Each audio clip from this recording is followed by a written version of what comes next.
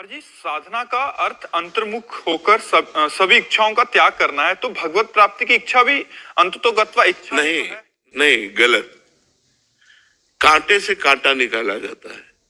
जैसे कोई कांटा लग गया तो उसी के समान यंत्र से हम निकालेंगे, जो सुई है या कांटा है उसी के समान। तो इच्छा से इच्छा को हम मारे, गलत इच्छाओं को अच्छी इच्छाओं से मारे, अच्छी इच्छाओं को भगवत इच्छा से मारे, और जब भगवान की इच्छा पूर्ण हो जाती तो इच्छा रही नहीं जाती। तो इच्छाओं से इच्छाओं को मारे, ऐसे नहीं कि सब इच्छाएं त्याग दें।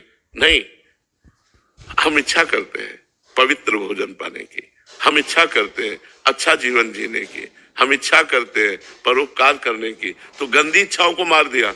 अब हम इच्छा करते हैं भगवान की प्राप्ति की, अच्छा भजन करें, अच्छे आचरण करें और भगवान को रिझा लें। और जब भगवत प्राप्ति की इच्छा पूर्ण होती है तो सब इच्छाएं पूर्ण हो जाती है। इच्छा कर हो गया, इच्छा के बिना तो आप कुछ कर ही नहीं सकते। इच्छा के बिना कुछ कर सकते हो? इच्छा नहीं तो आप शांत, तो शांत भगवान का स्वरूप है। शांताकारम भुजगशयनम भगवान कहता है ना। तो भगवत यात्रा इच्छा से होती है और इच्छा भगवान में लय हो जाती है। ये सद इच्छाएं बंधन कारक नहीं है, असद इच्छाएं बंधन कारक है। सद इच्छाओं से असद इच्छाओं का त्याग करके सद इच्छाओं को भगवान में समर्पित कर दे, वो शांत हो जाता है।